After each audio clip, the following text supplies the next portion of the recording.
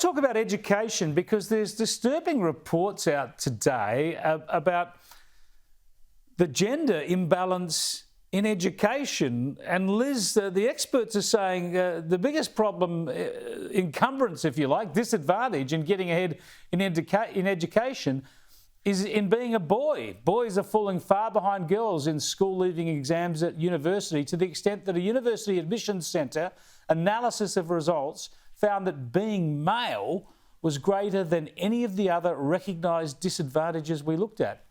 Poor old boys, Liz. Yeah, Chris, this has been happening for years. I'm so glad someone is finally talking about it. We've been so obsessed with girls and women's issues.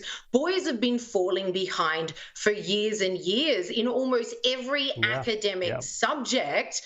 Most importantly, reading, writing, arithmetic. I mean, it's those being the two biggest predictors of success. This is happening across the board. It's not just here in Australia. And it really chilled me to the bone to read in this article about this today, about what they call the feminization of the HSC. How much has that had to do with our boys falling behind? It's a huge concern, Chris. These are the men of the future.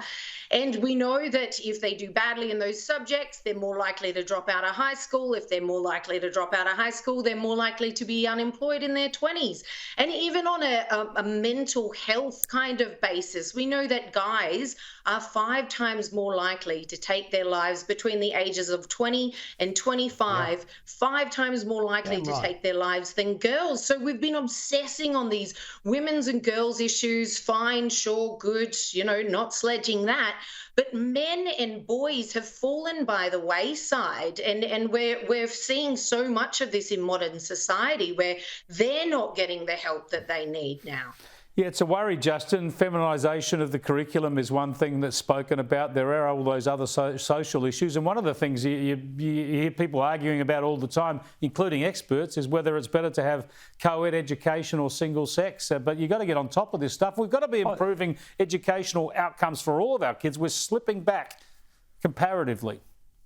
Yeah, absolutely. And I think one of the big problems, like I've had mates that work as adolescent psychologists that have been talking about this for 30 years and saying the same thing, is that boys mature. The problem is we're trying to look at everybody as the same, men and women as the same, and they're just not. There's some very beautiful differences. And one thing with men is it takes us a hell of a lot longer to mature.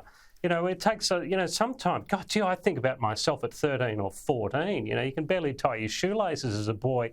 You're thinking about so many different things. You learn differently. You think differently. You just go at a different rate. And girls tend to set themselves up academically a lot better, a lot faster. I think we just need to. It's not necessarily about co-ed or having single-sex schools. I think it's about just recognising that they learn at a different rate and in a different way. Yeah, I think you're right. I think that's absolutely right, rather than trying to push everyone in one direction. I noticed one of the comments was by making English compulsory for everybody, that disadvantages boys because boys aren't as adept at English as girls. Well, I don't know. I'd maybe put some more work into the boys' English.